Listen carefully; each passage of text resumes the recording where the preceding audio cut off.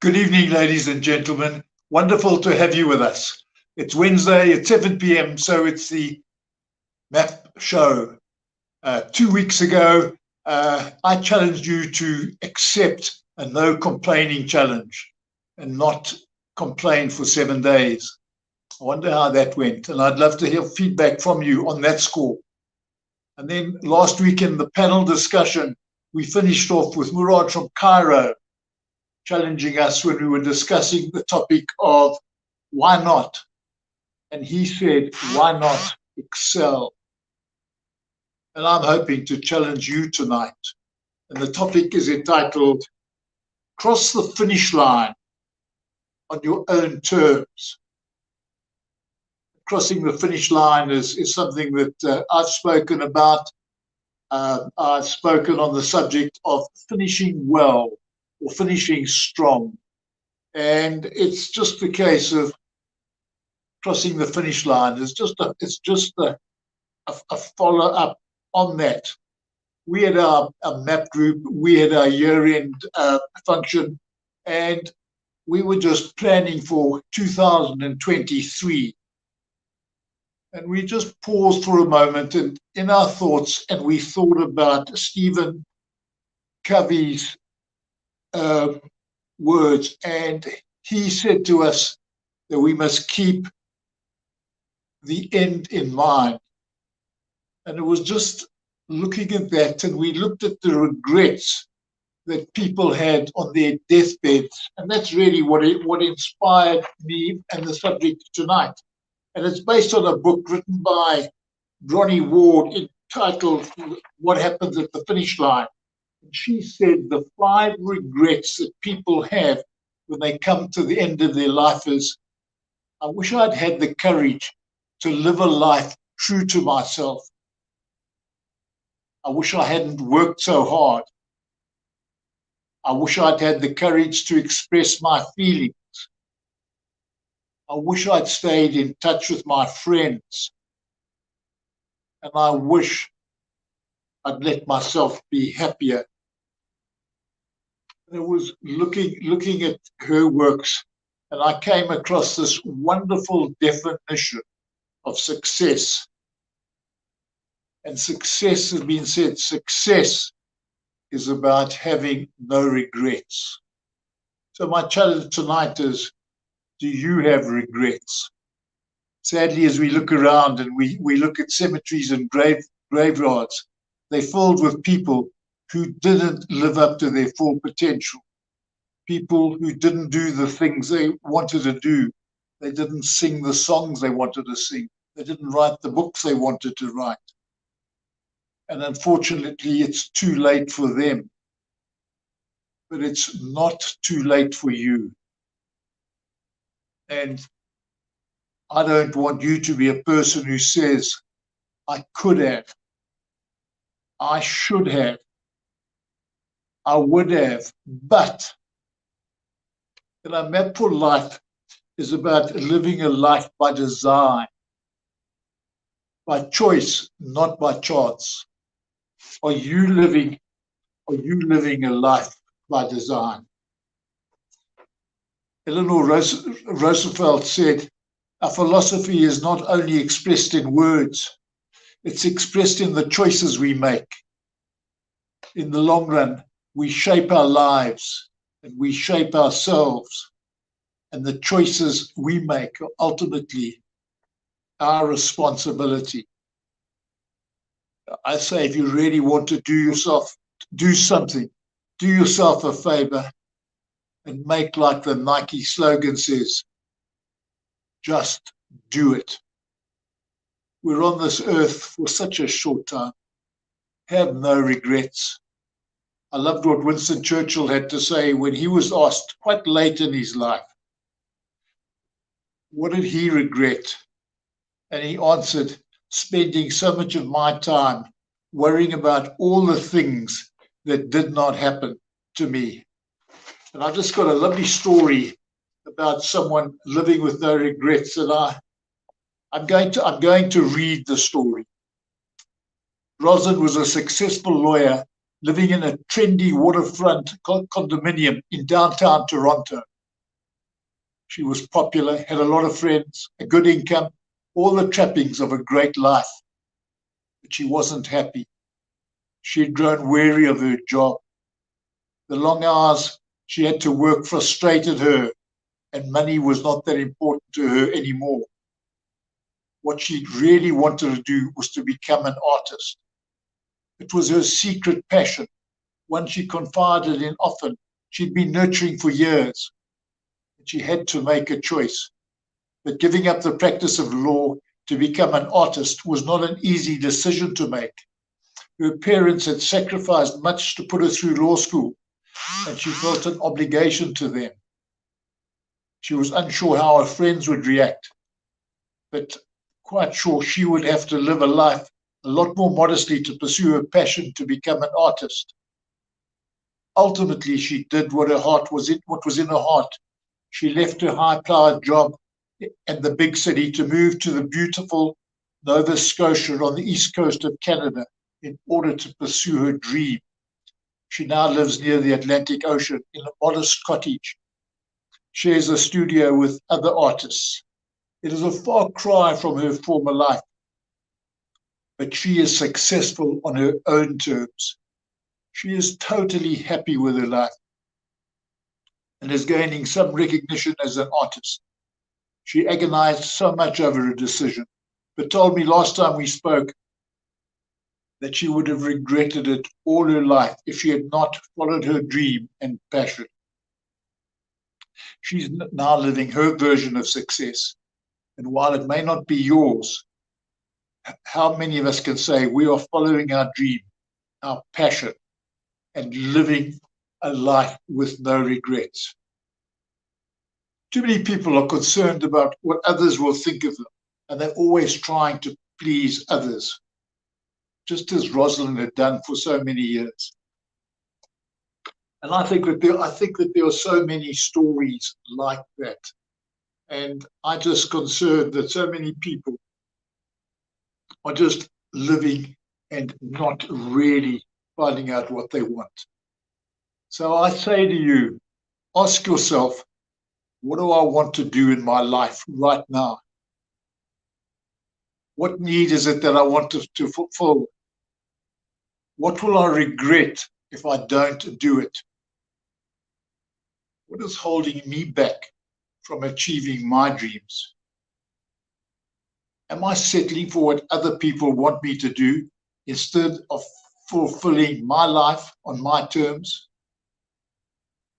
Is my image more important to me than my own happiness? Having no regrets is about taking that first step, being bold, going out on a limb,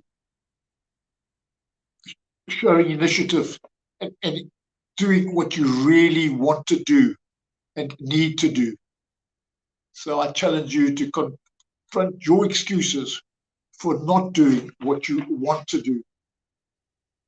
I had an incredible session last week, and I watched a video on the life of Brother Andrew. Brother Andrew was known as God's smuggler, and how he smuggled literally millions of Bibles from West Europe into, I say East Europe. He also went on to smuggle them into places like Afghanistan and China, and it's an incredible story.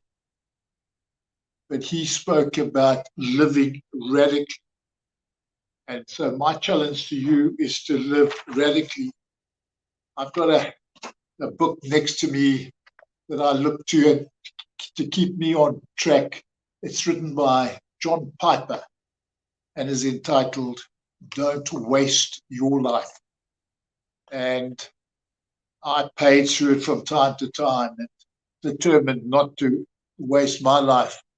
And I was just talking to Glenn McQuirk, and I said, if I talk about John Lennon, with the youngsters out there know who John Lennon was, that he in 1965 on the Beatles album had a song entitled The Nowhere Man. He's a real nowhere man, sitting in his nowhere land, making all his nowhere plans for nobody. Doesn't have a point of view, knows not where he's going. Isn't he a bit like you and me?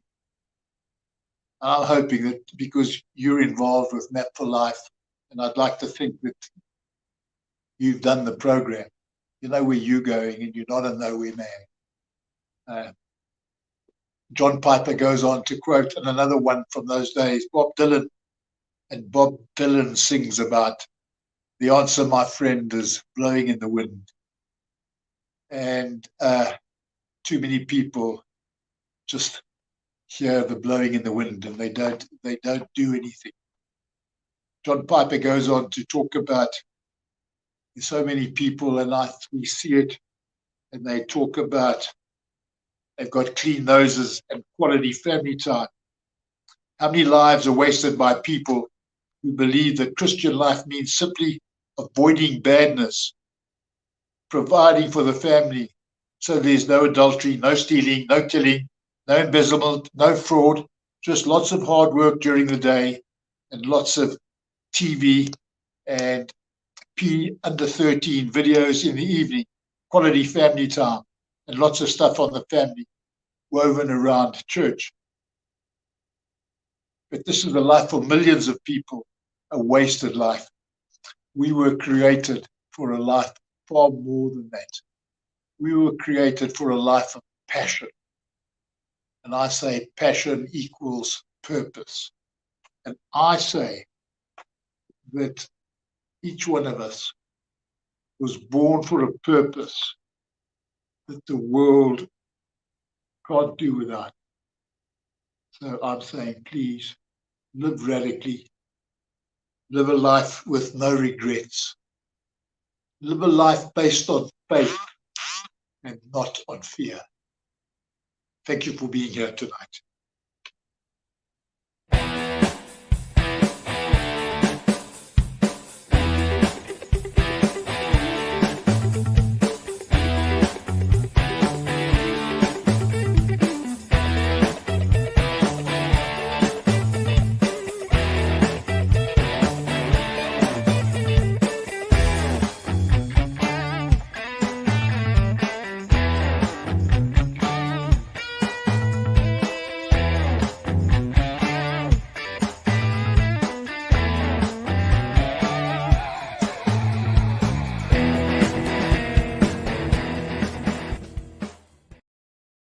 Thank you so much, Peter.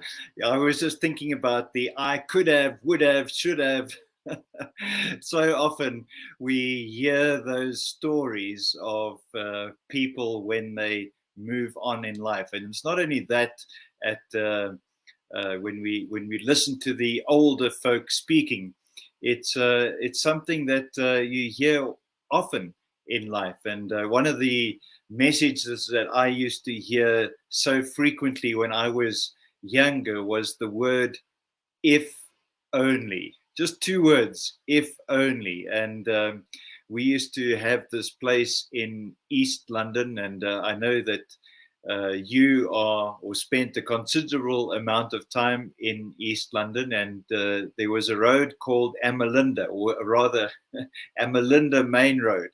And every time we drove down that road, we knew as the children in the back seat of the car that we were going to hear my dad say these words. Back in the 70s, he would say, if only we bought that piece of land back in 1971, look where we would be today. And when you were talking about I could have, would have, should have, I was thinking about just those things. Tonight, Colton is going to be joining me from Cape Town. In fact, we had the opportunity to spend some time together earlier this morning, just as you and I did, Peter. The only difference was that I didn't fly to Cape Town to link up with Colton. We chatted online. So good evening, Colton. Wonderful to have you joining the show tonight. Well, it's always a privilege, always a pleasure. It's amazing how I look forward to it. It's unbelievable because I actually am teaching myself by sometimes even some of the things that I'm saying.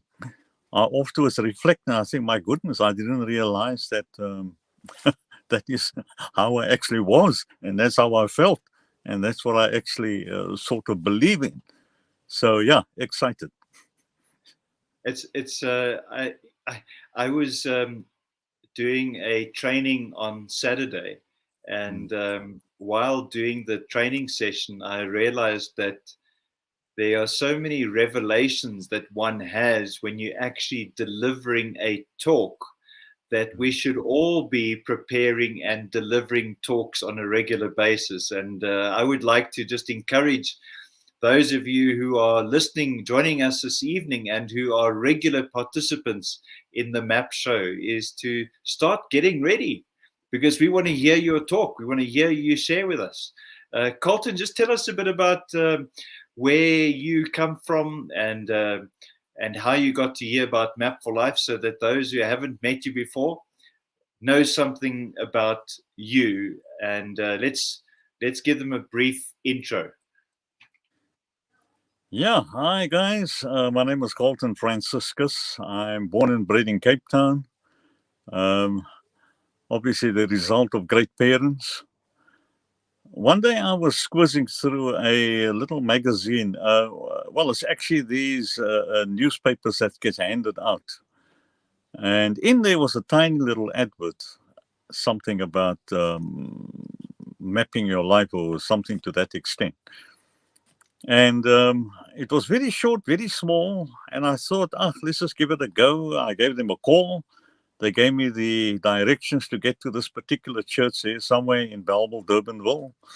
I ended up there, and quite a very nice talk took place. And that is where, for the first time, I met Glenn. And he just had a way of bringing across, the things that to a degree. But he had a very nice way of sort of just bringing it to the fore.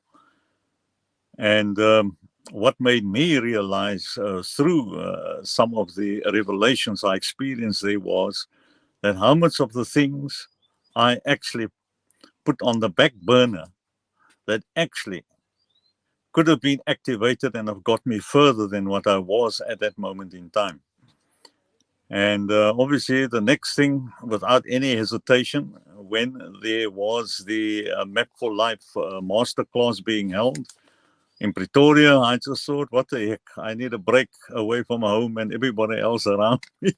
So the first opportunity I got, I jumped on a plane, and the next thing I ended up in Pretoria, had a lovely weekend over there, spoiled fantastically, not just with lovely accommodation at the hotel, but obviously lovely food, and then obviously great inspiring words and programs and revelations. And I'm as glad from that time, I'm glad you added that, Colton, because I was expecting you in a moment to start selling the hotel food. But it's great. I'm glad that you started talking about the actual event. But when you bring those things up, it feels to me just like yesterday. I still remember driving around that evening to find the entrance to that church and to go inside there and deliver that message that evening, which Len Deacon had organized. That's right. And then I remember so clearly when you came to join the training in Gauteng, the big part of South Africa. And we had Sammy there from Zambia was participating. We That's had right. Zandile attending from Johannesburg. And there was a really nice group of people that participated. And so, tonight we're going to be just following on what Peter was chatting about, which is to cross the finish line on your own terms. And I saw you were making some notes during the session, and I was trying to jot things down briefly as well. And the one thing that Peter raised was this idea of having a choice. And he talked, I can't remember the context in which he was bringing the message across, but he said, we have a choice to live by design. I'm sure that you have a story to share with us about choices, and so I'm going to throw that your way and give you a minute or two just to share something about this concept of making the right kind of choices in life. Well, one of the choices that sucks by me is when you tell me I've got a minute or two. That's a very awkward choice for me. That's the problem with being long-winded. But anyway, in a nutshell, choices. When I speak to young people and they find themselves in a situation that unfortunately resulted due to a choice or a decision they made, then obviously, as I think I mentioned before, the words of my dad always comes across to me loud and clear. When we used to complain by him also, he would always indicate to us, just remember that wherever you are today was due to a choice or a decision you made yesterday. So now we try and argue this thing. I know my brother and I, we would try and want to prove my dad wrong and, wanted to add our 2.5 cents worth, etc., etc. But then my dad just sort of walked out. He didn't even entertain any further debate. But briefly, he could hear us. We had our home with just a wall separating our bedroom for my dad and then bedroom, etc. And he obviously could hear us now sort of trying to rationalize the thing. But then he comes back after about an hour of nonsensical debate from our sides. He would come back an hour later and he says, now the amazing thing is, if you would like to change your present situation, to make a better tomorrow, you make a new decision today. You choose differently today. And it comes about by having the previous experience being a lesson, something you have learned. And that is why one of the things we always admire from my dad when he could use fail was something that we shouldn't actually feel embarrassed or bad about. Because if you take the letters of the word fail, all it stands for is first attempt in learning. So how can you go wrong? First, I've got to make a mental note of that, Colton. First attempt in learning. In learning. This, this whole idea, you brought up something so important, and that is that the choices we make today shape our tomorrow. And and the beauty about our current situation is it's just a reflection of the choices we made yesterday. And so we don't have to remain where we're at. We can choose a new future. And if we think of today's theme of thinking about how we would like to end, how we would like to finish, how we would like to be remembered, the legacy we'd like to leave, then maybe that is what should be guiding our choices today, so that we can make some really powerful choices. Before we go further on this concept of choices, I just want to welcome some of the people that have been joining us this evening. Anne has been posting some comments. Great to have her joining us. We even have someone from her hospital bed joining us this evening. Maybe I shouldn't have said that because she's on her healing bed and she's about to come home. Gwen, we're looking forward to you being back at full strength. Lovely to have you joining us tonight. Octavia from Pretoria, and Ngwadi, Delani from Johannesburg. So welcome to each of you. We would love to see your posts this evening because we're going to maybe include them. And Gwen, thanks for making a note there about fail. First attempt in learning. So Colton, that's a real winner tonight. I'm going to go and and I just want to say to Octavia, I don't know if I should say this now. You know, one thinks Peter and I were talking very clearly about the words that we use. So I can't use the words, and there's that word that you and I spoke about earlier today, the word I can't and I can. Goodness me, I'm going to have my vocabulary is disappearing. So all I can say to Octavia is thank you, Octavia, for considering that we are the wise elders. Okay, I'm glad to have been included there with Peter and Colton. It must be all the hair that I'm wearing. So good to have you guys joining. Colton, I think this idea of choice is something that we need to dedicate a whole session to, and perhaps you can start preparing a 10-minute talk for that sometime in 2023, because this is really important, not only for the people like the youngsters like Octavia out there, but also for those who are senior, because I think there comes a time in our walk into the future, maybe there's this lovely group of people that are doing what they call halftime sessions based on Bob Beauford's book Halftime. And so there's a point in our life. Some people call it a midlife crisis. Others are just been looking forward to retirement for so long, and now suddenly they're faced with retirement and they realize that maybe I'm going to live for another 35 years. I better plan it. I better start doing something. Maybe they should map it. So let's go and look at something else. One of Peter's favorite quotes, and this one from that running company that likes to advertise on people's shoes and shirts and elsewhere. Just do it. How important is action with regards to that finish line? You know, if we're gonna finish strong, if we're gonna finish well, if we're gonna finish on our own terms, how important is action? Is that to me now? Are you the only one there? I'm asking you. Yeah. Look, action, I have got, I can say thank God to a German lecturer that I had that played a big role in my life. Did you say a German lecturer?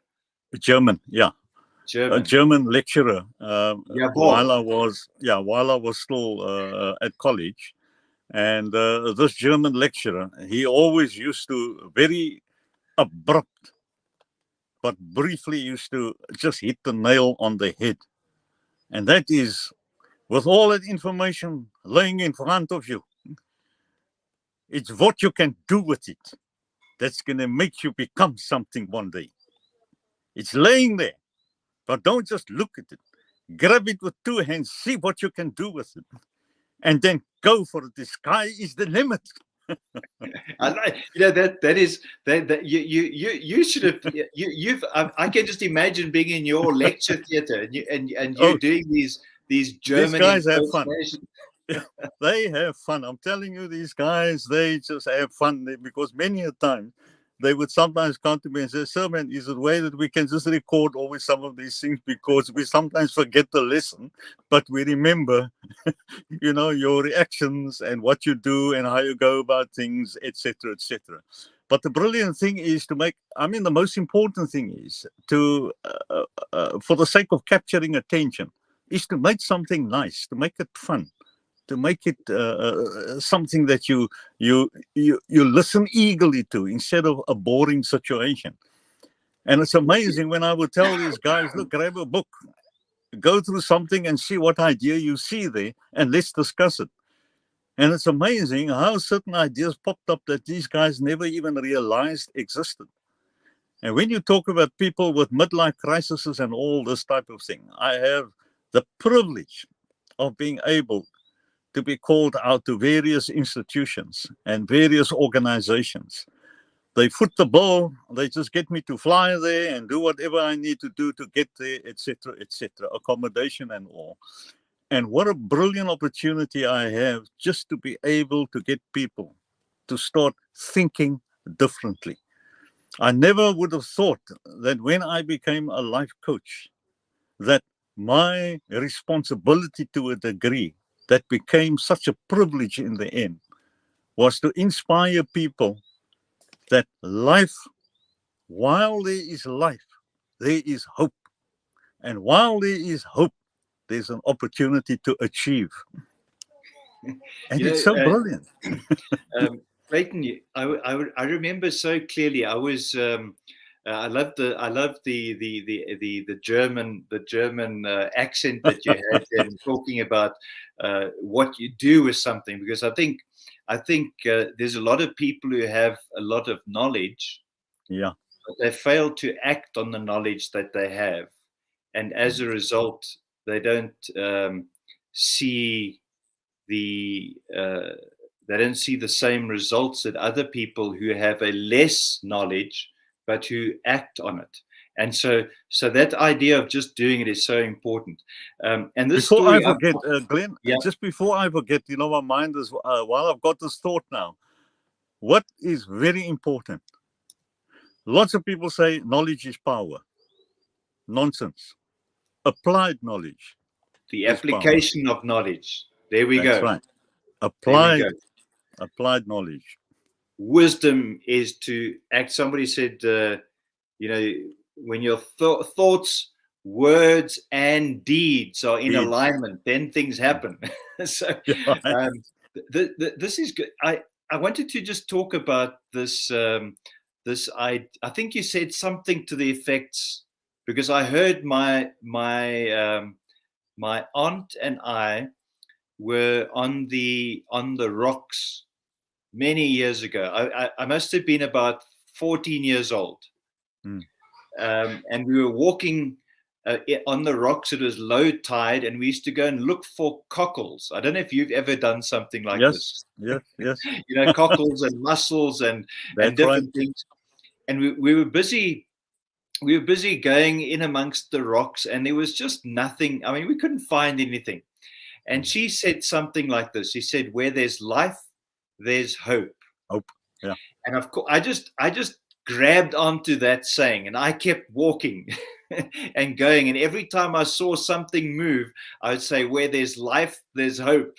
And we started finding things. And I came across a little pond. And in this pond, and when I say pond, it was literally about a meter in diameter. This little spot where the water had collected during the high tide, and it had trapped shrimp, tiny little shrimp, about an inch long. For those of you who live in South Africa, that's 25 millimeters in length, or is it 25.4 millimeters, but an inch long. And I took a packet and scooped these shrimp up, and we went and we started fishing. Myself, my two brothers, and three cousins from Zimbabwe. And I tell you what, we had the most exciting day ever. We caught over 200 small little grunters, as they called them. As these shrimps would hit the water, we would catch a grunter. And we brought them in. My grandmother made fish cakes. And it was just such an incredible experience. But it all started with those words you used this evening. And the words were, "Where there's life, there's hope." And that ties in with something that Peter was talking about this evening, about following your dream and passion. I don't think you would have been engaged in lecturing for the years that you have if you weren't passionate about it.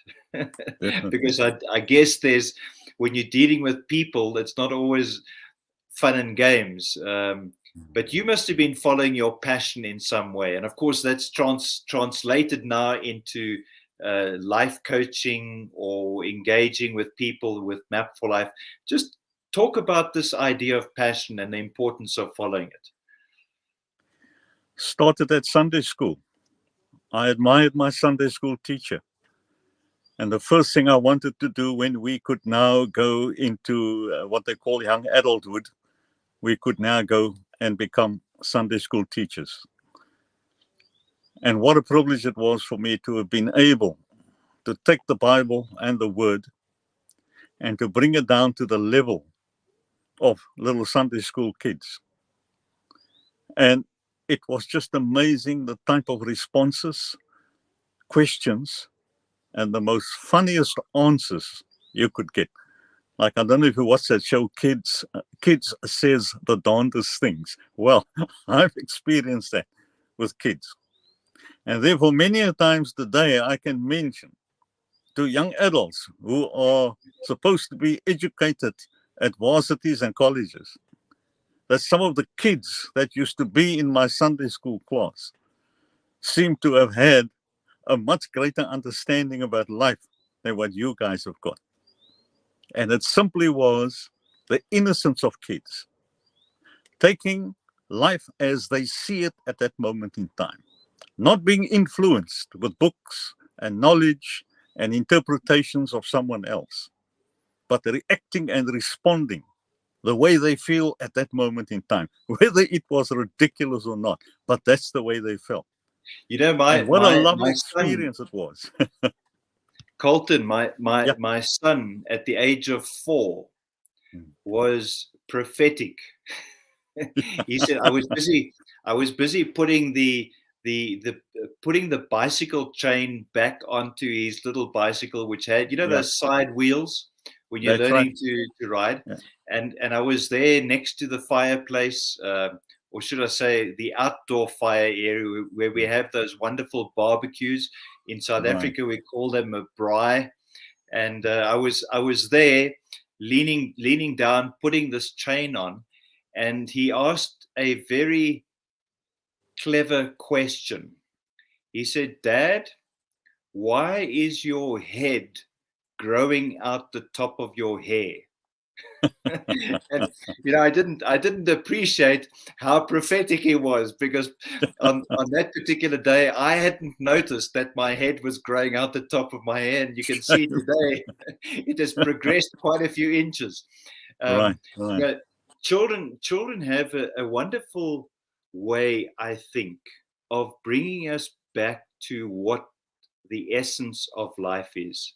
Yeah. And I want to welcome Jane from Uganda, from Kampala, Uganda, who's joining us this evening. And Jane, thank you so much for what you've just shared with us. She tagged on to what you were saying about applied knowledge, about the application of knowledge. And then she said something very profound. She said this, she said, knowledge that is not dispensed is like a book that's sitting unread on the bookshelf. Or she actually says a book that's gathering dust on the bookshelf. And that just led me to this thought that Romeo from Cameroon, who now lives in Canada, he was sharing with us his first visit to South Africa, where he said that if you want to hide something from someone, I don't know if that was the exact words he used, but it was something to the effect that if you want to hide something from a stupid person, and I don't think he used those words, I'm trying to remember his exact quote. Yeah. You put it inside a book. and maybe we can talk a bit about that. How do you think books can play a role in the way we finish on our own terms? And I'm thinking of not just the content of books, but also the Gwen posted something as I was talking, and it reminded me of a story that she shared. Let me share that story, because I got distracted. Gwen, you distracted me. But it's so nice to have people engaging with us. And Gwen was appointed to a position a fairly important position, and in an area that she didn't have any experience in, or she felt she didn't have any knowledge. And so she went to the person who was her senior and said, how am I going to handle this? The people that are reporting to me are far more qualified than I am. I mean, they're engineers, they're accountants, they're all these things. And the person wisely pointed to the library and said, Gwen, inside that building is every book you could possibly hope for on the subject. Start reading. And so I was just wondering, what is your take on reading and the value of mentors, in a sense, in the form of authors of books? My dad loved the Cape Times, the Argus, and the Sunday Times. And on a weekend, that will be his pastime, going through those newspapers.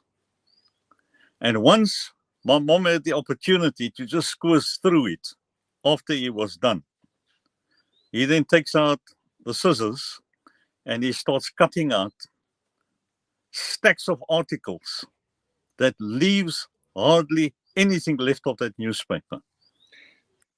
And each of those articles were meant for one of his siblings. And it was just amazing that how he could have articles that actually suited each one of us in our different aspects of life. I, in the technical field and engineering field, had stacks of literature and information. Wherever he saw magazines and books and stuff like that, he would bring it for the sake of that. And when it came to books itself, he indicated that as good as it is to entertain yourself with literature that's to do with your career, if it's business, it will be business books. If it's engineering books, etc. You also need books as a form of literature that entices your soul, that entices your heart, that brings meaning to your whole life by what you are reading. And therefore the poetry and the various plays of Shakespeare and all this type of things, where you could actually liven up that literature or book that you were reading. You could actually live it. Your dad experience. sounding like my English teacher. When I was at school, I remember, reading Shakespeare and saying to my teacher, "Who on earth has to read that stuff?" And of course, now when I listen, sometimes I'm quoting things, and then I realize that I'm actually quoting from Shakespeare. Yes. So, yeah. There's so many words of wisdom in books, and right. And as you were sharing that, I was just thinking of my father-in-law. We used to visit. They lived in Zimbabwe, and when we used to visit, I would always get into some form of discussion. I think he was probably trying to build a relationship with his future son-in-law, and even once we were married, we would have these same conversations, and we would start, and the conversation wouldn't be 5 minutes old. And he would just stop, and he would scratch his head a little bit like this and say, just hold on a moment. And he would disappear into his library, and then he would come out with a book. And inside the book, there would be a piece of paper marking a particular point in that book. That would be about the very subject that we were talking about. And he would give it to me and say, read this. I'm not too sure if he had realized that I really needed help. And he was giving it to me, but it was something that he was so well read. I remember, Carlton, you're talking about stories. I remember when I was waiting for Anne to walk down the aisle, on the 16th of July, 1989. And she came walking down the aisle. My eyes were so fixed on her. I didn't see her father-in-law who was walking her down the aisle. I was just looking at her. And it came to some weeks later, in fact, it may have been some months later, we finally got our video of the wedding. And when we got the video of the wedding, I was able to see her father for the first time walking down the aisle. And, you know, he was wearing a very nice, brand new suit, I think like fathers do for their daughter. Right. And in each of his pockets, either side, there was a book. And he was walking down the aisle with a book in each pocket. He was prepared for any moment. If there was going to be any delay during the wedding, he had a book to read. And that just, you know, he passed away a few months ago. And the memory that I have of him is of reading. But not only did he read, Carlton, he also wrote. And he did a lot of research and wrote, did a thesis on an area that he was engaged in. And I was just wondering, from your perspective, you know, a lot of people probably ask you, because of your position in lecturing and when you give talks and so on, they might ask you the question, have you read? And then they will talk about one of the latest books or some author that maybe you've never heard about. And so the question I was wanting to ask you is it not important for us also to start writing and to begin to maybe draw out from inside of us wisdom, you know, not the knowledge that has been placed within, but the wisdom that was there that preceded the knowledge, you know, like those young children have, the insights and so on. What are your thoughts about writing a book, and when are you going to write yours? Well, that's a question that has been posed to me so many times over the past couple of years that I had no choice. Thanks to Microsoft Office, I've been sort of jotting down for the last couple of years now. It's going to be one hell of a job to edit this thing. But anyway, as thoughts came across, and I would spend about an hour or so. And it's amazing what you can all jot down in about an hour's time. And when I have the opportunity to just sort of just squiz through these things, it's amazing how you see yourself actually growing or advancing, and how what you thought then in comparison to how you think now, etc. And now I have the privilege of actually trying to decipher, for the sake of others that sometimes are in that situation, I have the opportunity to now just trace that route that got me from A to C where I am now, and in between what could have changed or caused the change, or what appeared in my life that made me start thinking slightly differently, much more better, etc., etc. And it is just amazing how valuable and important it is to jot down and to write down things. It's amazing, because you cannot recall and remember everything. But what a privilege you do have to be able to just reread something you wrote a couple of years ago or a couple of months ago. So that book, Glenn, is on the way. It's a matter of having somebody willing to edit the thing in the end. Well, the end is, I don't know when that will be in place. I doubt there's an end. You've done something really important. And I was saying just recently that my grandfather spent the majority of his life farming. He took over the family farm when he was 16 years of age, because his father had become very ill, and he spent from that age till he passed away at the age of 84. He spent farming, and really, you know, he would know what to do just by the the signs in nature. He would be able to tell because the birds were behaving in a certain way. He knew something was coming. It either meant he should plant, he should plow, he should do some kind of preparation.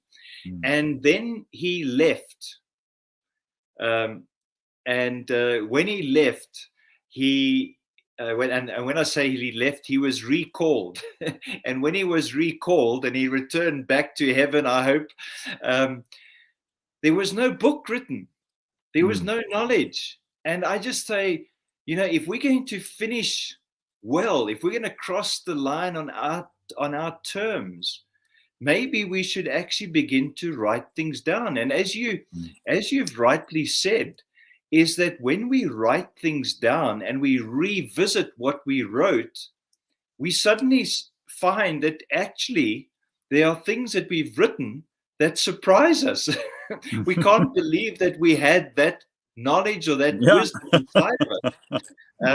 And then there's also those other things that we write down that we feel are absolutes. But as we journey through life, we find later that maybe our perspective has changed, and some of those things we thought were good, maybe perhaps we're a bit off track.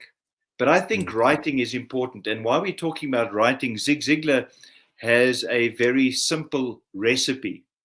And since you're busy writing, maybe this is a good recipe to listen to. He says, the best book to write is a 365-page book, because you start on the 1st of January and you finish it on the 31st of December. And all you have to do is write 1 page a day.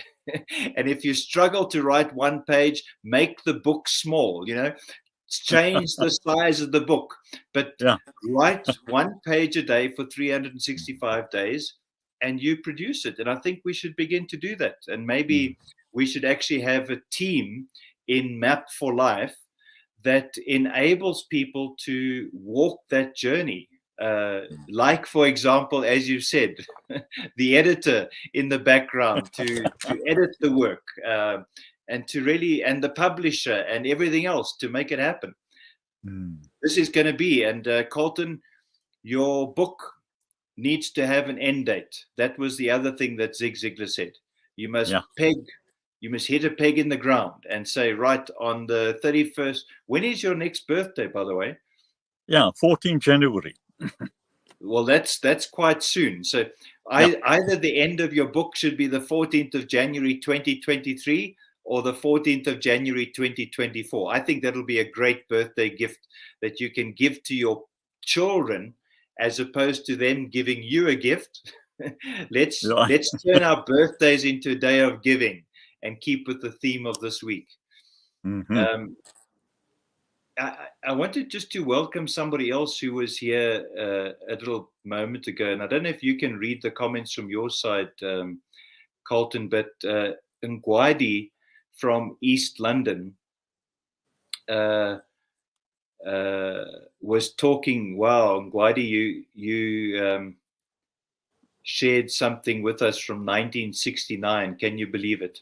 But he was also talking about the concept of knowledge is power, and of course you highlighted the fact that we need to apply that knowledge. And what's interesting about Ngwadi, Colton, is he attended Map for Life training in December 2016. And it was at a time when he was already preparing, or rather the government was preparing for him to retire. I don't think he was planning to, but he decided to go back and complete something that he was passionate about. And he got his doctorate just, I think it was last year that he completed his doctorate, and such a wonderful testimony to hear that. And Gwen, as I shared with you, and I don't know if you've met Gwen, but Gwen was just saying her late father was an avid reader, and she was tying in with what you said about the newspaper. Are you familiar with the engineering news? Yeah. No, Yes. it's a document. Yeah, no, it's thing I Well, take all the time. when you were talking about the engineering news, I mean, sorry, the newspaper, I was Yeah, thinking about the engineering news because as a right. young engineer, you know when you go through the engineering news, at least back in the early 90s, there used to be little like call out signs throughout the engineering news where they had quotes. Yeah. Do you remember those quotes? Yes, yes, yes. I No. used that was my mission. Whenever the engineering news arrived on my desk at the office, the first thing I would do is I would go and cut out all of those quotes and I would Yeah, stick them into a what we used to call at school a jotter. You know, yeah, yeah. it didn't have any lines on, and I would stick all these quotes in there, and those quotes became a key part of the Map for Life book in the end. So at the bottom of every page in Map for Life, there's a quote, and many of those quotes actually come from the engineering news when I used Okay. to cut things out from there.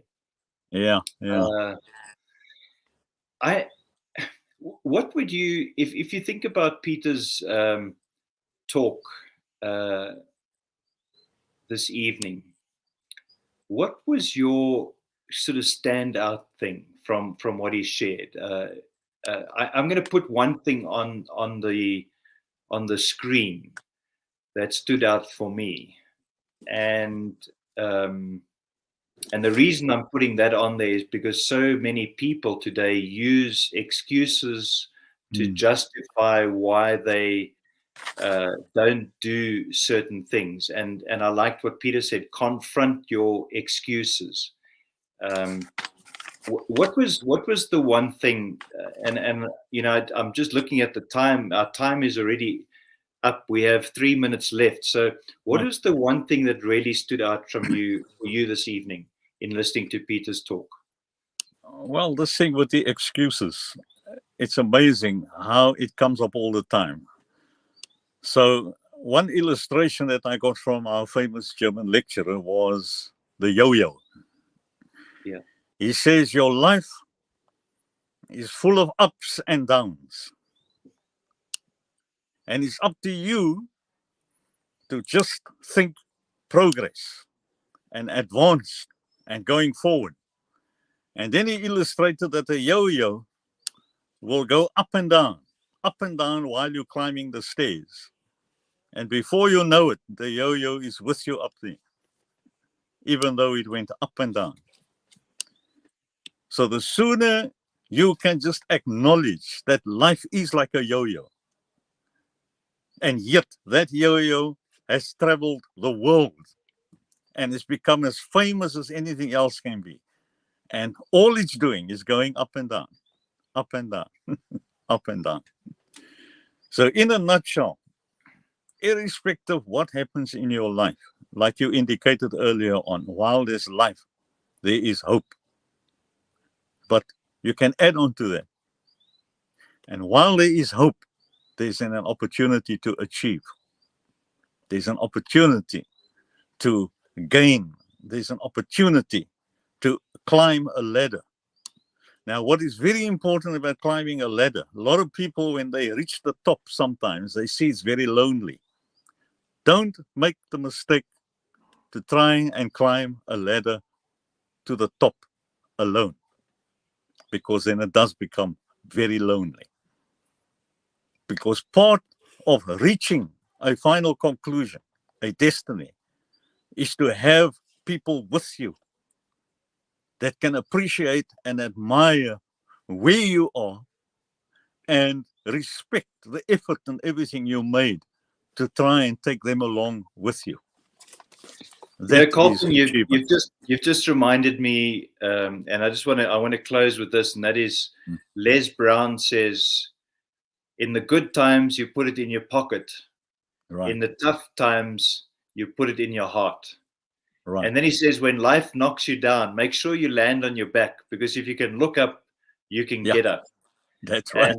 And I just, when you were talking about the yo-yo, I was just thinking about the importance, and maybe just to say to those people who are listening this evening, let's be like that rubber ball that bounces when it hits the floor. And if you're feeling down right now, if you're feeling in a place of wherever that place might be, declare that today is the day that you bounce back.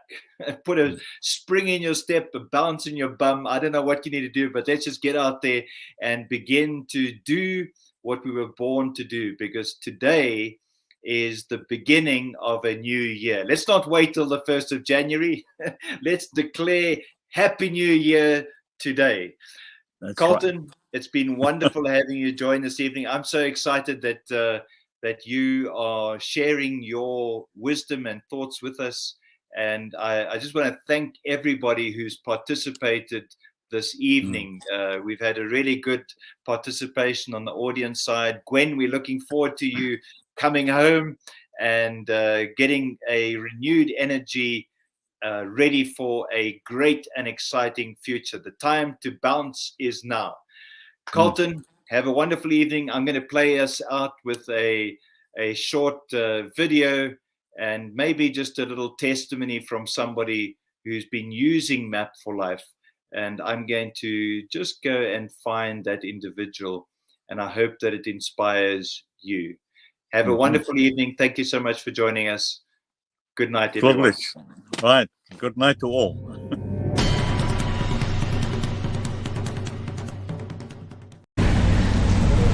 Good afternoon, everybody. My name is Rebecca Mahlangu, and I come from Pretoria. Amen. A few years ago, when I got my scholarship to study in Botswana, I went and I studied for public relations. I had to do community service in order to get my scholarship, which was something that I'd never done, because we have always been lucky, my siblings and I have always been lucky to get what we wanted by asking people to help us. We've never been afraid to ask. Now my dream became trying to help the kids from the community that I'm from to be able to have the resources that they need to study the things that they need to that they want to study, that they're passionate about. Because I figured, I studied public relations, but I wanted to be a writer. And the reason why I studied public relations is because the people that I told that I wanted to go to university were like, well, do PR, writing is within PR. Later on I realized, no, it's not. I want to write books. I don't want to convince people to do things that they don't want to do. So that's what I want to do. I want to get together with the education department in South Africa and mobilize education system to get projects off the ground to help the kids that are growing up to be phenomenal. Because you know, when a child does what they want to do, they do it to the best of their ability. My dream also is to incorporate what I like doing, which is traveling and teaching, community service. And one day I want to be remembered as, I want people to look at a billboard and see just words on a blackboard saying, she was here, because I have made an impact. And the impact is for you to be great, because you can be great. Because there was Rebecca there.